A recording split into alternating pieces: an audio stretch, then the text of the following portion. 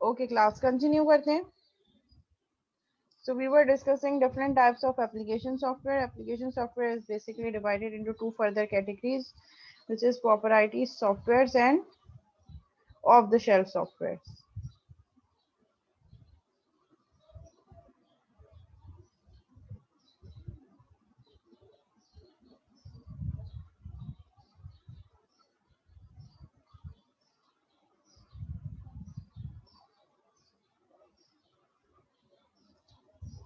Depend करता है, expertise की बेसिस पे आप चूज करते हैं कि either you have to go for the contract और you have in house development. अगर आपके पास अच्छे डेवलपर्स मौजूद हैं तो चीप रहेगा आपके लिए इन हाउस डेवलपमेंट. लेकिन अगर आपको लग रहा है कि जो सॉफ्टवेयर डिजाइन करना है उसके लिए, उसको डिजाइन करने के लिए अप्रोप्रिएट रिसोर्सेज आपके पास नहीं है, तो फिर आप कॉन्ट्रैक्ट पे काम करेंगे.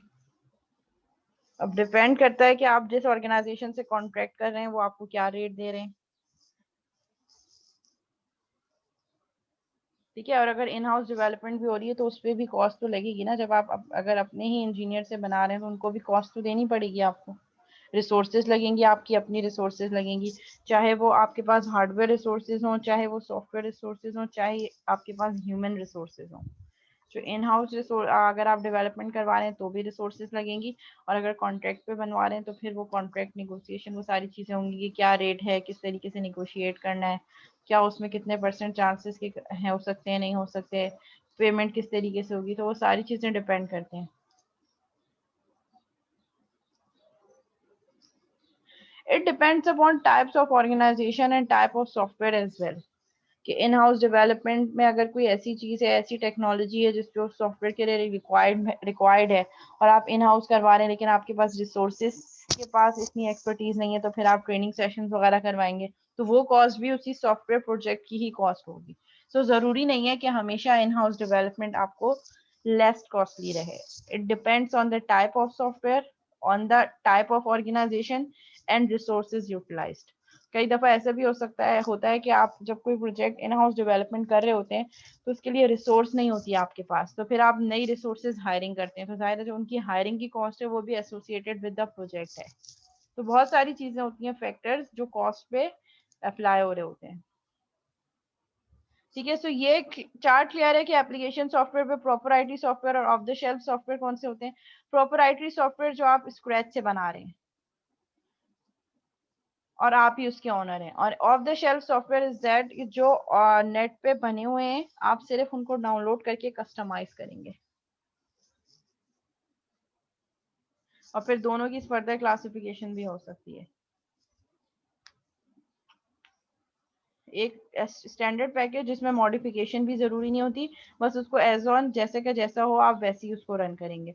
और कस्टमाइज इज दैट कि आपने उसको अपने पास डाउनलोड कर दिया और मॉडिफिकेशन, कस्टमाइज का मतलब होता है कस्टमाइज किया, मॉडिफिकेशन की, ऑल्टरेशन की. स्टैंडर्ड पैकेज जैसा है वैसे का वैसे एज इट इज चला दिया.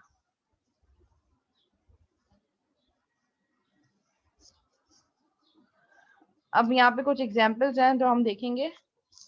टर्बो टेक्स्ट, ठीक है, ये डिफरेंट टाइप्स की एप्लीकेशंस हैं जो डिफरेंट ऑर्गेनाइजेशंस में यूज हो रही हैं। ठीक है, टर्बो टेक्स्ट बेसिकली आपके पास क्या है, एक ऑटोमेटिक असिस्टेंट है for text preparation and submission. ठीक है, मैं इसको थोड़ा सा, ठीक है, ये टैक्स है कि जो टैक्स वगैरह जो रेंटल रॉयल्टी इनकम, तो टैक्स कितना है, कुछ क्वेश्चंस होंगे उसकी बेसिस पे वो क्या बता रहा है आपको, ऑटोमेटेड असिस्टेंस बता रहा है related to text. Tax submit कैसे करना है, टैक्स प्रिपेयर कितना होगा, किसी पे भी अगर हम टैक्स लगा रहे हैं टैक्स रिटर्न कितना होगा, उसकी प्रॉपर्टी कितनी है, वो सारी चीजें, तो उसके लिए एक सॉफ्टवेयर है। Then we have Quicken, an off the shelf software package that provide assistance for standard cheque writing and personal accounting. ठीक है, पर्सनल अकाउंटिंग है हमारे पास, क्या हमारे पास कैटेगरीज क्या है, क्या क्या प्रोडक्ट्स हैं, अकाउंट्स वगैरह, बिल्स, फार्मेसी, इन्वेस्टमेंट्स कितनी है, रेंट अ कार, ठीक है, तो इससे रिलेटेड रिपोर्ट्स वगैरह। तो ये सेल्फ असिस्टेंट के लिए है कि आप अकाउंटिंग किस तरीके से कर सकते हैं। चेक वगैरह आपने एंटर किया, वो चेक करेगा कि वो चेक हो सकता है नहीं हो सकता, फीचर्स हैं उसके डिफरेंट। तो ये डिफरेंट टाइप के सॉफ्टवेयर हैं जिसकी ये ऑफ द शेल्फ सॉफ्टवेयर की एग्जांपल है क्विकन, जो आपके अकाउंट से रिलेटेड सारी चीजें कर रहे हैं। पर्सनल अकाउंटिंग, लेट से मेरे पास जैसे हम इंटरनेट वगैरह की ऑनलाइन सर्विसेज यूज करते हैं, एचबीएल इंटरनेट, ठीक है, कि अकाउंट में अभी कितना अमाउंट है, ट्रांसफर करना है किसी को, बिल की पेमेंट करनी है, तो ये एक ऐसा सॉफ्टवेयर है जिसके थ्रू आप अपने अकाउंट को मैनेज कर सकते हैं। Then word processing, word processing क्या है आपके पास, वर्ड प्रोसेसिंग लाइक कोई वर्ड की एप्लीकेशन भी हो सकती है, वर्ड प्रोसेसर भी हो सकता है जिसको हम वर्ड पैड कह रहे होते हैं, नोट पैड भी हो सकता है। तो ये सब वर्ड वर्ड प्रोसेसिंग के अंदर आते हैं, Microsoft word, word pad, note pad, ये सब वर्ड प्रोसेसिंग के अंदर आते हैं। Provide an assistance in formulating, formatting and printing documents such as letters, memos and papers। कुछ भी डॉक्यूमेंट्स, डॉक्यूमेंटेशन के लिए आप कोई भी वर्ड प्रोसेसर यूज कर सकते हैं, जैसे इन्होंने माइक्रोसॉफ्ट वर्ड की एग्जांपल दी है। स्प्रेडशीट, कोई भी कैलकुलेशन करनी हो, Excel file, Microsoft Excel spreadsheet. Spreadsheets क्या होती हैं, जब आपने कोई भी कैलकुलेशंस करनी हो, कोई फॉर्मूले लगाने हो, फाइनेंशियल, लॉजिकली या डेटाबेस पे कोई डेटा स्टोर करना हो, तो उसके लिए आप स्प्रेडशीट यूज कर सकते हैं। स्प्रेडशीट में आपके पास माइक्रोसॉफ्ट एक्सेल भी आता है, माइक्रोसॉफ्ट एक्सेस भी आता है, इसके अलावा एसक्यूएल सर्वर भी स्प्रेडशीट के अंदर आएगा, जिसमें हम क्या कर रहे हैं, जिस डिफरेंट कैलकुलेशन, जिसमें रॉज और कॉलम का कॉन्सेप्ट है। Spreadsheet basically concept of rows और कॉलम, और इस फॉर्म में आप अपने डेटा को स्टोर कर रहे हैं। जी, ये एक्सेल की एग्जांपल है, ठीक है, जिसपे आपने डिफरेंट फॉर्मूलाज लगाने हो, डिफरेंट कैलकुलेशंस करनी हो, डिफरेंट लॉजिक्स लगानी हो, वो सारी चीजें स्प्रेडशीट के अंदर आएंगी। Database stores, manipulates and retrieves data. ठीक है, यहाँ पे इन्होंने माइक्रोसॉफ्ट एक्सेस यूज किया है, डेटाबेस के लिए माइक्रोसॉफ्ट एक्सेल भी आप यूज कर सकते हैं, कि एक्सेल में आपने डाटा बनाया, को सेव किया और उसको सेव कर दिया, data store करके सेव कर दिया for future use. Microsoft Access can also be used for storing of data. SQL Server is also type of database. So we have different types of databases जो आप use कर सकते हैं।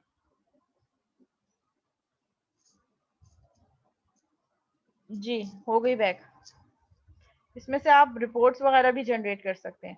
Microsoft Excel में आपने tabular form में काम किया, और उस टेबुलर फॉर्म की बेसिस पे अगर आपको रिपोर्ट्स वगैरह, चार्ट्स, बार चार्ट्स, पाई चार्ट्स वगैरह भी शो करना चाह रहे हैं, तो आप वो भी कर सकते हैं। ठीक है, और ये आपके पास फॉर्मूला बार होता है जहाँ पे आप फॉर्मूला राइट डाउन करते हैं, और ये आपके पास क्या है, ये आपके पास डिफरेंट शीट्स हैं, sheet 1, sheet 2, sheet 3 and so on. आप और फर्दर शीट्स भी ऐड कर सकते हैं, हाइड भी कर सकते हैं। और आपके पास रॉज और कॉलम के फॉर्म में जो है वो आपके पास एंट्री होती है, रॉज और कॉलम वाइज आप एंट्री कर सकते हैं कोई भी टेबुलर फॉर्म। ये आपका फॉर्मूला बार होगा जिसमें आप फॉर्मूला राइट डाउन करेंगे, ये सारे आपके पास डिफरेंट फॉर्मेटिंग के ऑप्शंस हैं, और आप जो है एग्जिस्टिंग डेटा पे रिपोर्ट्स वगैरह भी जनरेट कर सकते हैं, ग्राफिकली रिप्रेजेंटेशन भी दे सकते हैं अपने इस डेटा की जो आपने टेबुलर फॉर्म में दिया है। Then we have database software related to database, जो डेटा को स्टोर करने के लिए यूज हो रही हूँ। लेट्स से प्रोडक्ट की इंफॉर्मेशन है, एम्प्लॉयज की इंफॉर्मेशन है, स्टूडेंट्स की इंफॉर्मेशन है, कस्टमर्स की इंफॉर्मेशन है, तो उसको आप डेटाबेस में स्टोर कर रहे होते हैं। Database software are basically used for store, manipulates and retrieving of data. Store का मतलब है डेटा को स्टोर करना, सेव करना। मैनिपुलेट मीन्स कि उसमें एडिट, अपडेट करना, चीजों को एक जगह से दूसरी जगह ट्रांसफॉर्म करना। And retrieve data means data को रीड करना, फेच करना। तो इसके लिए हम डेटाबेस यूज कर रहे होते हैं. You can have graphical programs as well. Graphical means कोई प्रेजेंटेशन देनी है आपने, तो उसके लिए you can use Microsoft PowerPoint. Help makes a presentation, develop brochures, illustrations, and etc. etc. Adobe Flash Player, Adobe Flash CS3, Adobe Professional, जिसमें आप different banners और brochures ये सारी चीज़ें बना सकते हैं, illustrations बना सकते हैं. presentation देनी हो तो उसके लिए Microsoft PowerPoint is the best tool. ठीक है, हर टाइप की जो है यूजुअली कॉल्ड प्रेजेंटेशन ग्राफिक्स. ठीक है, प्रेजेंटेशन देनी है, उस पर क्या क्या फीचर्स ऐड ऑन करने हो तो उसके लिए आप मल्टीपल, मतलब हर काम से रिलेटेड हमारे पास डिफरेंट एप्लीकेशन प्रोग्राम्स अवेलेबल हैं. अगर आपने कुछ कैलकुलेशन करनी है तो उसके लिए आप एमएस एक्सेल यूज करेंगे. अगर आपने कोई डॉक्यूमेंट बनानी है, रिपोर्ट राइट डाउन करनी है तो उसके लिए माइक्रोसॉफ्ट वर्ड यूज करेंगे. अगर आपने कोई प्रेजेंटेशन देनी है तो उसके लिए पावर पॉइंट यूज हो सकता है. अगर आपने ब्रोशर्स बनाने हैं उसके लिए भी आप पावर पॉइंट की तरफ जा सकते हैं. अगर आपने अपना लोगो बनाना है कंपनी का तो उसके लिए आप एडोब की तरफ भी जा सकते हैं, पावर पॉइंट की तरफ भी जा सकते हैं. बहुत ज्यादा टूल्स अवेलेबल हैं. अब तो ऑनलाइन टूल्स भी अवेलेबल हैं कि आप डाउनलोड किए बगैर बस उन टूल्स को जस्ट यूज करें. वो हमारे पास फ्रीवेयर सॉफ्टवेयर कैटेगरी के अंदर आएंगे कि फ्री ऑफ कॉस्ट ऑनलाइन आपने उसको यूज किया. Online services provide access to various information resources. ठीक है, हमारे पास जो है कोई ऐसी वेबसाइट्स हैं जैसे दराज है, ऑनलाइन सर्विसेज जो दे रहा है, ईबे है. ठीक है, डिफरेंट ऑनलाइन सर्विसेज जो ओवर द इंटरनेट अवेलेबल है, जिनको आप सिर्फ उन वेबसाइट्स को लिंक पे क्लिक करके चेक कर सकते हैं. Software suit. सॉफ्टवेयर सूट्स क्या होंगे आपके पास? एक कंप्लीट पैकेज. जैसे माइक्रोसॉफ्ट ऑफिस 97, उसमें वर्ड भी होगा, पावर पॉइंट भी होगा, एक्सेल भी होगा. तो एक सूट मीन्स एक complete set of different software with in a one simple application. Collection of personal productivity software such as word processor, spreadsheet and databases as well. ठीक है, जैसे हम विजुअल स्टूडियो डाउनलोड करते हैं तो विजुअल स्टूडियो के साथ हमारे पास C sharp, C plus plus, visual basic दोनों की फंक्शनैलिटी दोनों पे हम कोड कर सकते हैं. विंडोज फॉर्म बेस्ड एप्लीकेशन भी बना सकते हैं, कंसोल बेस्ड एप्लीकेशन. तो एक सूट का मतलब है एक कंप्लीट डिटेल पैकेज जिसमें हमारे पास मल्टीपल चीजें एड ऑन हो सकती हैं एक ही सॉफ्टवेयर पैकेज के अंदर, सारी चीजें. वर्क ग्रुप एप्लीकेशन सॉफ्टवेयर में हमारे पास groupware and collaborative computing software. Groupware means software that helps group of people work together more efficiently and effectively within an organization. अगर कोई सॉफ्टवेयर यूज हो रहा है जिसमें बहुत सारे एम्प्लॉय ट्रैकिंग है, लेट्स से, या एम्प्लॉय मैनेजमेंट सिस्टम है. ठीक है, हर एम्प्लॉय आ रहा है ऑफिस में और आके उस सिस्टम पे अपनी अटेंडेंस मार्क कर रहा है, तो दैट इज अ ग्रुपवेयर जो within an organisation a group of people are using that software. Collaborative computing software, software that help teams of people work together toward a common goal. Let's say हमने कोई project बनाना है, उसके लिए हम MS project use कर रहे हैं. Means project की पूरी प्लानिंग के लिए हमने, प्रोजेक्ट मैनेजर ने MS प्रोजेक्ट पे एक प्रोजेक्ट प्लान बना दिया और वो सबको डिस्ट्रीब्यूट कर दिया जिसमें हर रिसोर्स को अपने अपने टास्क पता है.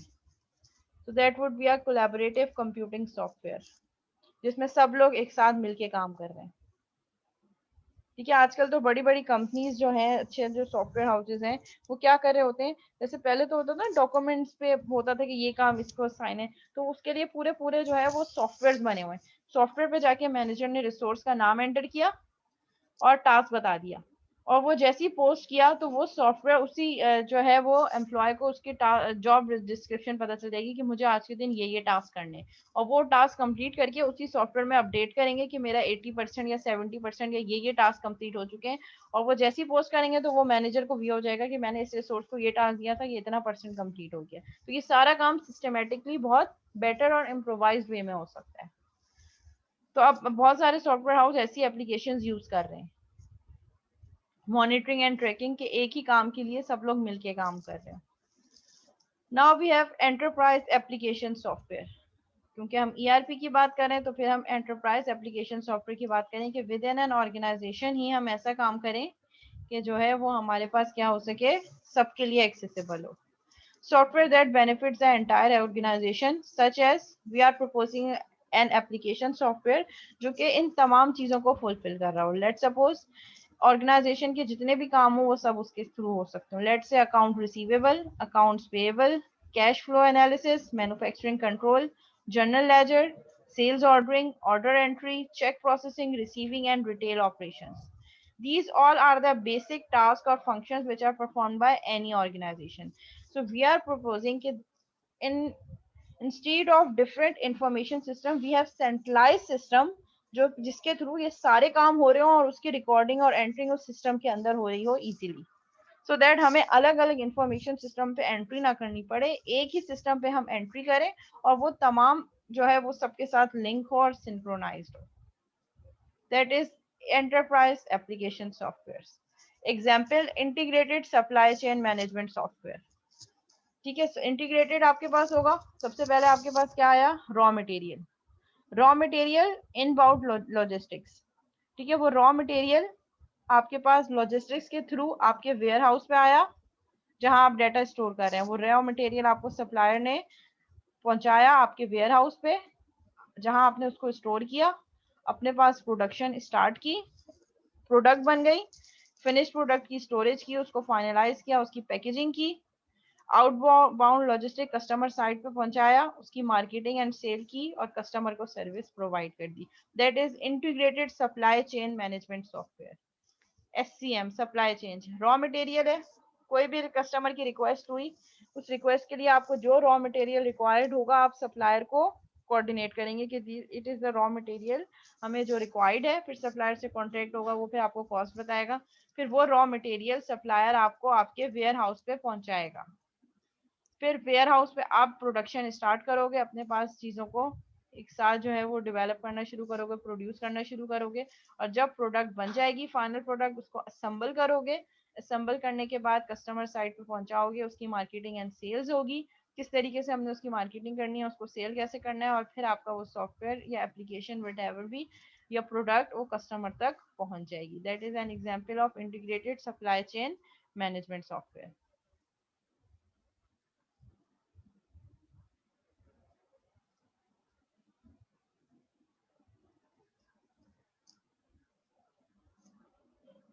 ठीक है, enterprise resource planning ERP, a set of integrated programs that manage a company vital business operations for an entire multi-site global organization. अच्छा, अब वेंडर्स कौन कौन हैं जो ERP के सॉफ्टवेयर बना रहे हैं, कौन कौन सप्लायर्स हैं जो ERP के सॉफ्टवेयर बना के सेल कर रहे हैं जिनके नाम से. हमारे पास SAP है, Oracle है, PeopleSoft है, Dun and Bradstreet है, JD Edwards, BAN, SSA, Markham, QAD, Rose Systems. These are the different examples of vendors who are providing ERP softwares to the organization. यानी कि अब हर ऑर्गेनाइजेशन जिसने ERP चलाना है जरूरी नहीं है कि वो उसको स्क्रैच से रन करें.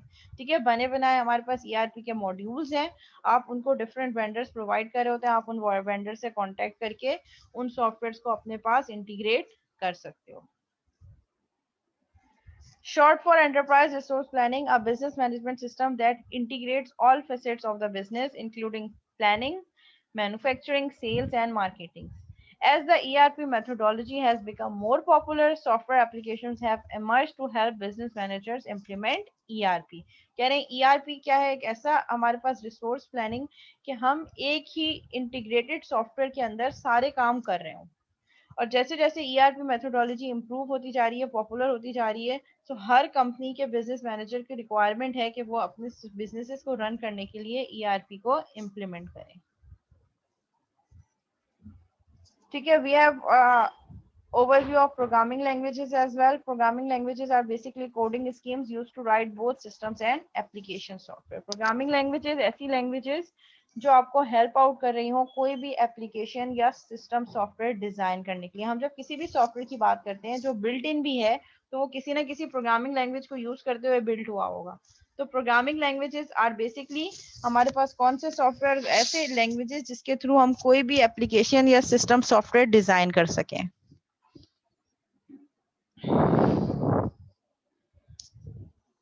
ठीक है, सो ओवरव्यू हमारे पास लैंग्वेजेस का क्या है. सबसे पहले हमारे पास मशीन लैंग्वेज थी जिसको हम फर्स्ट जनरेशन लैंग्वेज कह रहे हैं. ठीक है, जिसमें सारा काम 0 और 1 पे कोडिंग होती थी. Considered a low level language because it involves basic coding using the binary symbols 1 and 0. ठीक है, machine language first generation programming language जो जिसको हम लो लेवल लैंग्वेज कह रहे हैं. Then we have concept of, क्योंकि अब क्या हो रहा था कि एप्लीकेशन सॉफ्टवेयर की बहुत ज्यादा रिक्वायरमेंट थी, बहुत ज्यादा लोग एप्लीकेशन सॉफ्टवेयर बना रहे हैं और उसको यूज कर रहे हैं, यूटिलाइज कर रहे हैं. तो उस पे काम करना, एक ही जीरोस और वन पे काम करना बहुत ज्यादा डिफिकल्ट था, because machine language is machine dependent. जिस मशीन पे आप काम करेंगे उसी मशीन के अकॉर्डिंगली जो है वो लैंग्वेज वर्क करेगी। अगर वही प्रोग्राम आप किसी और मशीन पे चलाएंगे तो वो एक्सेसिबल नहीं होगा। Assembly language second generation language. Class voice का कोई इशू आ रहा है क्या? आवाज नहीं आ रही?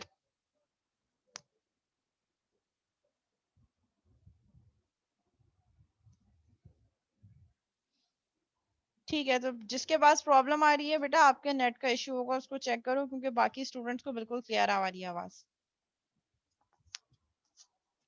ठीक है, सो मशीन लैंग्वेज पे काम करना बहुत ज्यादा डिफिकल्ट था, क्योंकि एप्लीकेशन सॉफ्टवेयर बहुत बढ़ रही थी, रिक्वायरमेंट्स बहुत ज्यादा थी, कस्टमर बहुत ज्यादा हो रहे थे। तो प्रोग्रामिंग लैंग्वेज फर्स्ट जीएल पे काम करना बहुत ज्यादा डिफिकल्ट था, और हर कोई 0 और 1 पे काम नहीं कर रहा था। तो जैसे जैसे एप्लीकेशन सॉफ्टवेयर की रिक्वायरमेंट बहुत बढ़ रही थी, इसी तरह हमें प्रोग्रामर्स भी ज्यादा चाहिए थे। और हर एवरेज प्रोग्रामर जो है वो मशीन लैंग्वेज पे काम नहीं कर सकता था, क्योंकि मशीन लैंग्वेज की डिफरेंट इंस्ट्रक्शंस होती हैं जिनको याद करना पड़ता है, and machine to machine vary कर रहा होता है। ठीक है, तो उसके लिए फिर हमारे पास नेक्स्ट आई असेंबली लैंग्वेज, जो कि सेकंड जनरेशन लैंग्वेज है। असेंबली लैंग्वेज बेसिकली क्या कर रही है, कुछ हद तक बाइनरी डिजिट्स को रिप्लेस कर रही है विद मेमोनिक कोड्स। इन इस मेमोनिक में एन जो है वो साइलेंट है, तो हम इसको मेमोनिक रीड करते हैं। जो बेसिक ऑपरेशन है, let suppose addition, multiplication, subtraction, उसके लिए भी 010101 की इंस्ट्रक्शन यूज करने के बजाय हम ये मेमोनिक कोड याद कर रहे थे। ऐड, अगर दो नंबर्स को ऐड करना है तो रजिस्टर से वैल्यूज उठाओ और उनको ऐड कर दो। तो मशीन लैंग्वेज में तो सारा काम 0101 पे हो रहा था। असेंबली लैंग्वेज उस काम को कुछ हद तक मेमोनिक कोड से रिप्रेजेंट कर रही थी, सो दैट प्रोग्रामर्स को आसानी हो और एक जैसे काम के लिए उनको मशीन इंस्ट्रक्शंस ना याद करनी पड़े।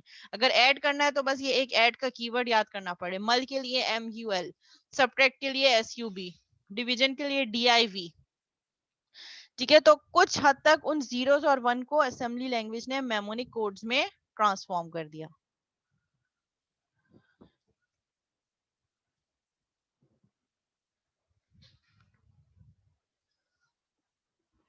Third generation language continue trend to more symbolic codes. आपके पास थर्ड जनरेशन लैंग्वेज में ऐसी एक कौन सी लैंग्वेज आ गई कि आपने असेंबली लैंग्वेज को और मॉडिफाई किया, जिसमें हमारे पास थर्ड जनरेशन लैंग्वेज में बेसिक C++, ये सारी थर्ड जनरेशन लैंग्वेजेस हैं। Fourth generation language 4GL, third GL का ही एडवांस वर्जन। थर्ड जीएल में आपने क्या किया, चीजों को इंग्लिश नरेटेड लैंग्वेज यूज होने लग गई, और आपके पास क्या हो गया, थर्ड जनरेशन लैंग्वेज को आपने और एक्सटेंड कर दिया, उसमें यूजर इंटरफेस भी आ गया, graphical user interface, like drag and drop control. अगर आपको एक बटन चाहिए अपनी स्क्रीन पे, तो उस बटन को लाने के लिए आपको 10 लाइनों का कोड खुद से नहीं लिखना पड़ेगा। आप जस्ट बटन को ड्रैग करें, अपनी स्क्रीन पोजीशन पे ड्रॉप करें, बैक एंड पे कोड खुद से जनरेट हो जाएगा, ऐसे जैसे हम विजुअल स्टूडियो में भी कर रहे होते हैं। Then we have concept of query languages. Query language means English sentence में आपने क्वेश्चंस किए, जैसे हम डेटाबेसेस में कर रहे होते हैं, एसक्यूएल में। स्ट्रक्चर्ड क्यूरी लैंग्वेज, डेटाबेस में डाटा पड़ा है, लेट से मैंने कहा select all from employ, English में मैंने स्टेटमेंट दी, उसको रन किया, तो वो क्यूरी लैंग्वेज क्या करेगी, आपके सिस्टम के अकॉर्डिंगली डेटाबेस में जाएगी और कस्टमर के टेबल से जितना डाटा है वो सब सिलेक्ट करके ले आएगी। अगर मैं उसको कहूंगी select customer name and customer address from customer, तो वो उस पूरे जो कस्टमर का टेबल है उसमें से तमाम कस्टमर्स के नेम और उसके जो है वो एड्रेस ले आएगी। मींस मैं फिल्टराइज करके भी क्यूरी लगा, क्यूरी का मतलब क्या होता है, कोई भी सवाल। सो SQL स्ट्रक्चर्ड क्यूरी लैंग्वेज, आपका डेटाबेस बना हुआ है, आप उस डेटाबेस पे डिफरेंट क्यूरीज करें और आपकी उन क्यूरीज के रिजल्ट में वो स्ट्रक्चर्ड क्यूरी लैंग्वेज, वो जो डेटाबेस है आपके डेटा में से जो क्यूरी आपने लिखी है, जो सवाल दिया है, उसी का आंसर आपको रिस्पॉन्ड करेगा। Then we have concept of object oriented languages. Object oriented languages means OOP, object oriented programming. Structure programming पे काम करने के बजाय आप सारा का सारा काम इन टर्म्स ऑफ ऑब्जेक्ट करें। ठीक है, स्ट्रक्चर प्रोग्रामिंग में मेथड्स बना बना के काम हो रहा होता है, जबकि ऑब्जेक्ट ओरिएंटेड प्रोग्रामिंग में आप पहले ऑब्जेक्ट्स को आइडेंटिफाई करते हैं। लेट्स से अगर मैंने लाइब्रेरी मैनेजमेंट सिस्टम बनाना है, अगर लाइब्रेरी मैनेजमेंट सिस्टम के लिए मैं स्ट्रक्चर प्रोग्रामिंग करूंगी, तो उसमें हमारे पास क्या होगा, हमारे पास इंसर्ट अ बुक का एक मेथड होगा जिसमें बुक ऐड हो रही है, उसमें हमारे पास डिलीट अ बुक जिसमें कोई बुक डिलीट हो रही है, और अगर वही काम हम ऑब्जेक्ट ओरिएंटेड प्रोग्रामिंग में करेंगे तो हम डायरेक्ट मेथड पे काम करने के बजाय हम पहले क्या करेंगे, हम पहले ऑब्जेक्ट्स को आइडेंटिफाई करेंगे। What should be the objects of library management system. सबसे पहले ऑब्जेक्ट्स की आइडेंटिफिकेशन होगी। तो जब हम लाइब्रेरी मैनेजमेंट की बात कर रहे हैं तो एक ऑब्जेक्ट बुक होगा, लाइब्रेरियन ऑब्जेक्ट होगा, स्टूडेंट ऑब्जेक्ट होगा या मेंबर्स ऑब्जेक्ट होंगे। फिर हमने वन बाय वन ऑब्जेक्ट्स को आइडेंटिफाई किया कि उनके एट्रीब्यूट्स क्या क्या हो सकते हैं। फिर उसके बाद हमने देखा कि हर ऑब्जेक्ट उस सिस्टम में क्या रोल प्ले कर सकता है। So object oriented programming is nearest to real world programming. Means real world पे जो हम काम कर रहे होते हैं वही सिनेरियो बना के हम ऑब्जेक्ट ओरिएंटेड प्रोग्रामिंग पे काम कर रहे होते हैं।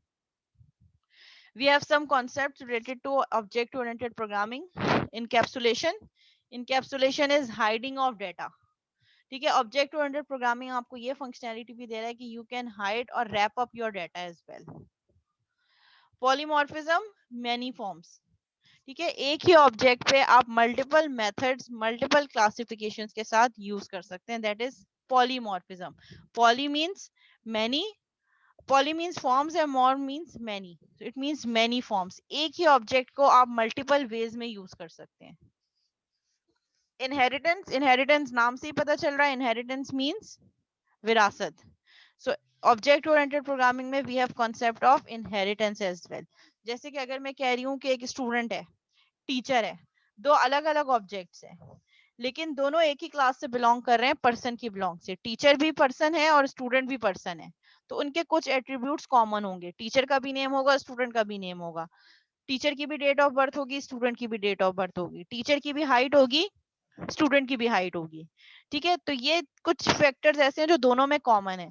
तो उनको हर क्लास में, हर ऑब्जेक्ट के लिए रिपीट करने से बेटर है कि हम पर्सन की क्लास में डिफाइन कर दें और स्टूडेंट और टीचर को पर्सन की क्लास से लिंक करवा दें। So that is inheritance. And we have another concept of object-oriented programming language, that is reusable code. Object-oriented programming हमें ये भी कह रही है कि we can use reusable code. Reusable नाम से ही पता चल रहा है, एक दफा कोड आपने लिख लिया, let's say library management system की बुक के लिए, अब फिर वही चीज या पर्सन के लिए, अब वही चीज आपको एक और एप्लीकेशन बना रहे हैं, let's say employ management system. सो वो जो पर्सन वाली क्लास थी उसके लिए जो कोड लिखा था, उसी सेम कोड को you can use for employee management system as well, because employee itself जो है वो पर्सन की क्लास से बिलोंग कर रहा है। सो ऑब्जेक्ट ओरिएंटेड प्रोग्रामिंग आपको रीयूजेबिलिटी का भी एडवांटेज दे रही है कि आपने एक दफा एक मॉड्यूल लिख लिया, उसको आप रिलेटेड मल्टीपल प्रोजेक्ट्स में, मल्टीपल सिस्टम्स में इंटीग्रेट कर सकते हैं easily. Example of object-oriented languages is Smalltalk, C++, Java, C# as well. ठीक है, visual programming languages, language that use a mouse, icons और सिंबल्स। ऐसी प्रोग्रामिंग लैंग्वेजेस जैसे हम विजुअल स्टूडियो पे काम करते हैं, जिसमें हम माउस भी एक्सेस कर सकते हैं, जिसमें हम कीबोर्ड भी एक्सेस कर सकते हैं, आइकन्स भी यूज कर सकते हैं और सिंबल्स भी यूज कर सकते हैं। And we can have pull down menus as well. तो इसके एग्जांपल्स हैं visual basics, visual C++ and PC COBOL. These are the languages जो आपको विजुअल प्रोग्रामिंग का भी, विजुअल का मींस आप विजुअलाइज भी कर सकें, आप देख भी सकें कि आप क्या कर रहे हैं, मींस यूजर इंटरफेस भी हो। And then you have concept of fifth generation language. Fifth generation language is basically आपके पास AI language या machine learning algorithms.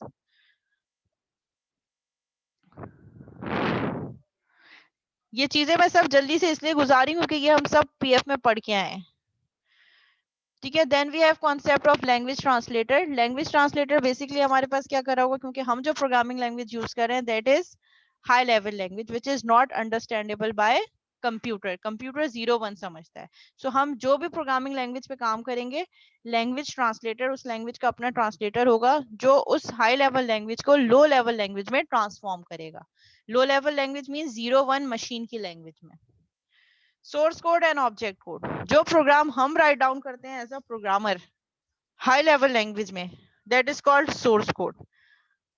जैसे हम पीएफ में कोड करते हैं, सो पीएफ में जो कोडिंग हमारी होती है वो सोर्स कोड होती है। जब हम उस प्रोग्राम को रन करते हैं तो कंपाइल, रन एंड पे सीएलआर ऑटोमेटिकली उस प्रोग्राम को पहले कंपाइल करता है, सो दैट इसको वो बाइनरी लैंग्वेज में जीरोस और वन में ट्रांसफॉर्म करता है। तो वो जो ट्रांसफॉर्म्ड वर्जन है जो जीरोस और वन में, that is called object code, जो मशीन लैंग्वेज है। लेट्स से मैंने दो नंबर्स को ऐड करने का प्रोग्राम लिखा, int a, b, c, c is equal to a plus b, console dot write line c। तो जब मैं इस प्रोग्राम को रन करूंगी तो कंप्यूटर को नहीं पता है कि ए क्या है, बी क्या है, सी क्या है और उसको ऐड कैसे करना है। ठीक है, तो कंपाइलर मेरे उस प्रोग्राम को पहले मशीन कोड में ट्रांसफॉर्म करेगा। सो जो कोड मैंने दिया था int a comma b comma c is equal to a plus b console dot write line c, तो वो सोर्स कोड है। अब जब कंप्यूटर उसको ट्रांसफॉर्म करेगा अपनी ओन लैंग्वेज में so that it can process it, that language is called object code. वो 0-1 फॉर्म में होगा जो यूजर को विजिबल भी नहीं होता, वो बैक एंड पे कंप्यूटर खुद से कर रहा होता है। Okay, interpreter. हमारे पास दो तरह के लैंग्वेज ट्रांसलेटर होते हैं, एक इंटरप्रेटर, एक कंपाइलर। इंटरप्रेटर क्या करता है, लाइन बाय लाइन इंटरप्रेट करता है। लेट्स से अगर मेरी 10 स्टेटमेंट्स हैं तो वो पहले स्टेटमेंट 1 को ऑब्जेक्ट कोड में ट्रांसफॉर्म करेगा, सही हो गया, फिर लाइन 2 को करेगा, फिर statement 3, statement 4 and so on.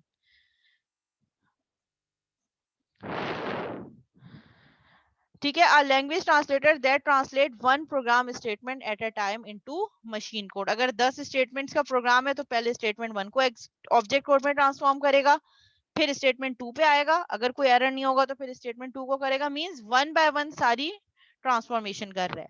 जैसे कि हमारे पास प्रोग्राम स्टेटमेंट है, इंटरप्रेटर में गया, इंटरप्रेटर मशीन लैंग्वेज स्टेटमेंट में उसको ट्रांसफॉर्म करेगा और आपके हार्डवेयर सीपीयू पे उसको चलाएगा और स्टेटमेंट एग्जीक्यूट हो जाएगी।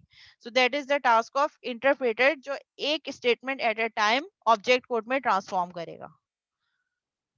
और अगर खराब हो जाए तो फिर वो स्टॉप कर देगा, आगे नहीं बढ़ेगा। वो कहेगा कि पहले आप, अगर उस स्टेटमेंट में कोई एरर है तो वो आपसे कहेगा कि पहले आप उस एरर को रिजॉल्व करें और एरर को रिजॉल्व करने के बाद फिर उसको ऑब्जेक्ट कोड में ट्रांसफॉर्म करेगा, वरना वेट करेगा, आगे नहीं बढ़ेगा। Next one is compiler. Compiler क्या कर रहा है, पूरे कंप्लीट प्रोग्राम को एक साथ, अगर 10 लाइन का प्रोग्राम है तो 10 लाइनों को एक साथ जो है वो कंपाइल करेगा, ऑब्जेक्ट कोड में ट्रांसफॉर्म करेगा। इन बिटवीन अगर किसी लाइन में एरर आ जाता है तो फिर वो एक लाइन को भी ट्रांसफॉर्म नहीं करेगा। जैसे इंटरप्रेटर में तो हमारे पास ये था ना कि अगर 10 लाइन्स हैं तो फिफ्थ स्टेटमेंट में कोई एरर है तो वो फिफ्थ स्टेटमेंट तक जब आएगा, ऊपर की फोर्थ स्टेटमेंट ऑब्जेक्ट कोड में ट्रांसफॉर्म हो चुकी होंगी। फिफ्थ में एरर है तो वो स्टॉप कर देगा। लेकिन कंपाइलर में 10 लाइनों का अगर कोड है, लेट सपोज लाइन 5 में एरर है, तो वो एक भी लाइन को कंपाइल नहीं करेगा, क्योंकि कंपाइलर पूरे प्रोग्राम को एक साथ कंपाइल करता है। जब तक पूरा प्रोग्राम एरर फ्री नहीं होगा जब तक वो कंपाइल नहीं करेगा। जैसे सी शार्प में होता है, अगर हमने किसी भी लाइन में एरर होता है वो हमारे प्रोग्राम को कंपाइल ही नहीं करता। ठीक है, कंप्यूटर प्रोग्राम, पूरा का पूरा कंप्यूटर प्रोग्राम कंपाइलर में गया, कंपाइलर उसको मशीन लैंग्वेज में ट्रांसफॉर्म कर देगा ऑब्जेक्ट कोड, और वो मशीन लैंग्वेज प्रोग्राम डायरेक्ट आपके सीपीयू पे रन होगा और फिर उसके बाद उसका रिजल्ट आपको शो हो रहा होगा। ठीक है, ये हमारे पास चैप्टर यहाँ पे एंड हो गया है।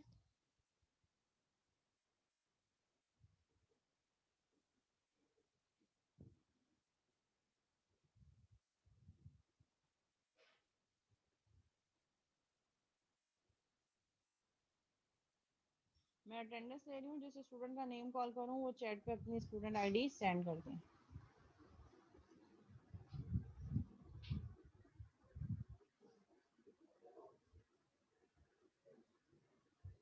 सैयद मोहम्मद अली हुसैन।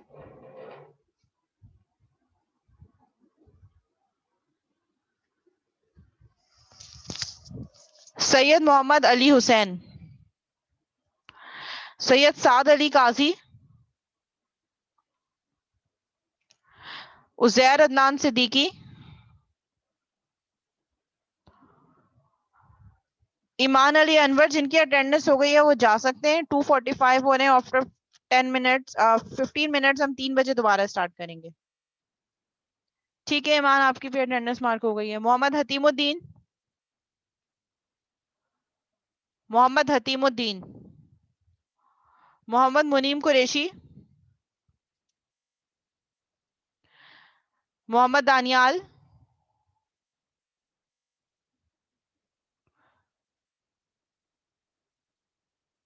ओके, आप सबकी मार्क हो गई है। मोहम्मद रहीम। मोहम्मद सुबान अलवी। दाऊद खान। मोहम्मद जहांगीर हुसैन। सैयद रबीउल हसान। महानूर फातिमा,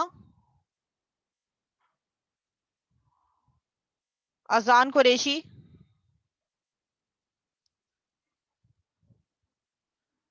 सैयद मोहम्मद साइम, हाफिज उमर इकबाल, मोइज रिजवान, सैयद हादी उर Rahman, okay, Mohammad Aun Ali, Mohammad Aun Ali, Mohammad Hamza, Syed Faizan Ali, Hafiz Abdul Haseeb, Uwais Hussain, Uwais Hussain, Hanzala Shakeel,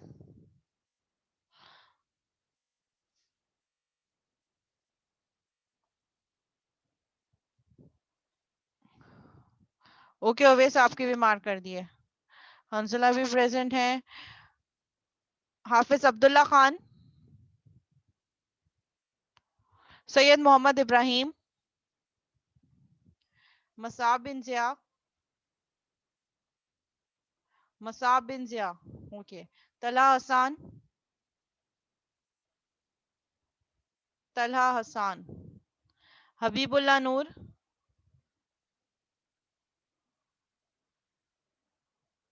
Munibur Rahman, Manoor Khan, Mohammad Ibrahim, Mohammad Ibrahim, okay present, Mohammad Mohtasim, Mohammad Hassan Khan, Juis Mushir, Syed Uzair Jafri, Syed Uzair Jafri, okay, Usama,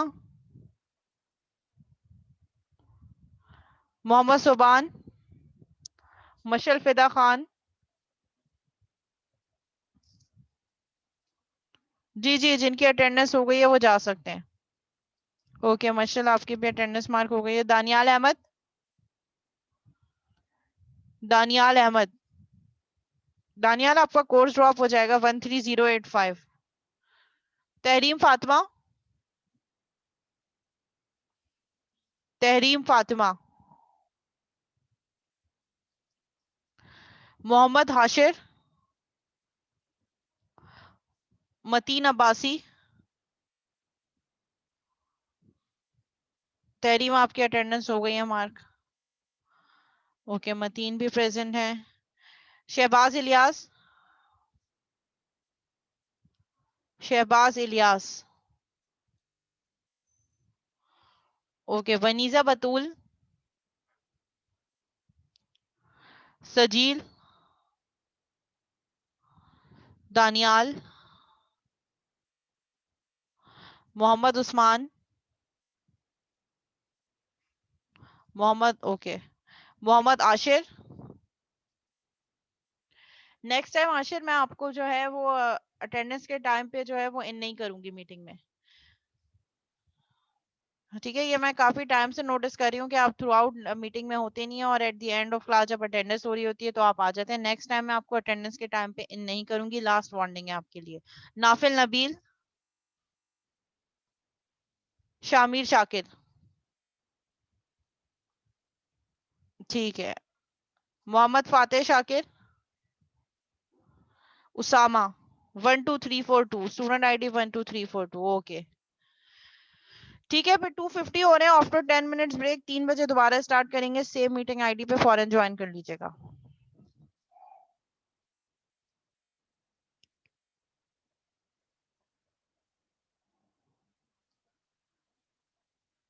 Daniyal Ahmad 13085।